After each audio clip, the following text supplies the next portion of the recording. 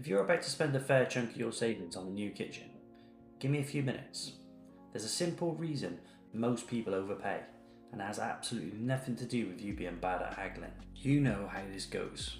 A few trips around retail parks collecting tote bags, brochures, quotes, and you sit down of an evening and try and compare them all. It's almost impossible. One feels expensive, but all you've got is a summary breakdown, so there's nothing to compare it against. Another one's thousands more for what looks like the exact same kitchen. The designer was lovely, but you can't help wondering whose side are they actually on. And underneath all of that, you're only doing this the once, so you can't afford to get it wrong. You don't even want to admit you don't understand half the stuff that's on these quotes. If that's you, you're not being daft, you're simply paying attention.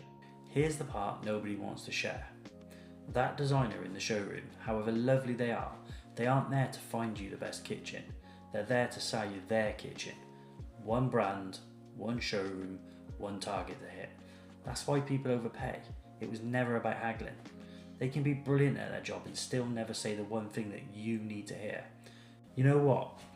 The same kitchen is better value elsewhere. They can't tell you that. Not whilst they're working for a particular business.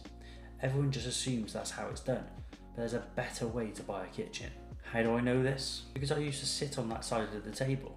Nearly a decade inside the kitchen industry, and for years I was the one building out those quotes. I know exactly how they're put together, where their margins hide, and where people overpay without even realising it. Somewhere along the way, I got sick of being paid to sell one brand, so I jumped ship. Now I don't sell kitchens at all. I've no showroom to answer, no brands to push, and no targets to hit. I work for you. I keep it simple. 3 steps.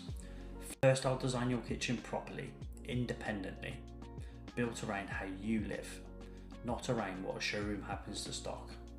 Then I'll take that exact design into multiple suppliers, bringing the quote back on a like-for-like basis. Same kitchen, side by side, not the version the showroom inevitably designs for you. Then I go through every quote line by line. This is where the money's won or lost. I'm checking the doors are the same quality across every quote, and if not, I'll explain why. I'm looking for cheap hinges and carcasses that are swapped in quietly, worktops and end panels that are left off the quote, free offers you're actually paying for, handles marked up 20 quid a pop. Sounds like nothing until there's 30 of them. Price match guarantees on appliances that can never be matched because that exact model is only sold by them. I know exactly where each of these hide because for years I was the one hiding them. Probably wondering, so here's exactly how I'm paid. My fee is £300 and you pay it, not the supplier. Sometimes the supplier may pay me a referral fee, and if you end up buying from them, I'll always tell you up front when that does happen, but my fee comes from you either way. It's never tied to where you spend your money.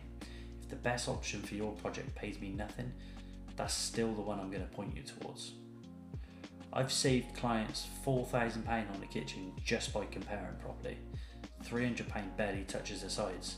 If you're not happy with the service I've provided, I'll give you every penny back. No questions asked. Look, there's no pressure on my part. I will never push you to a decision. I'll shield you from showroom pressure, and once you've got the comparison, you buy your kitchen in your own time, from whoever you choose. If you're buying a kitchen soon, here's what to do.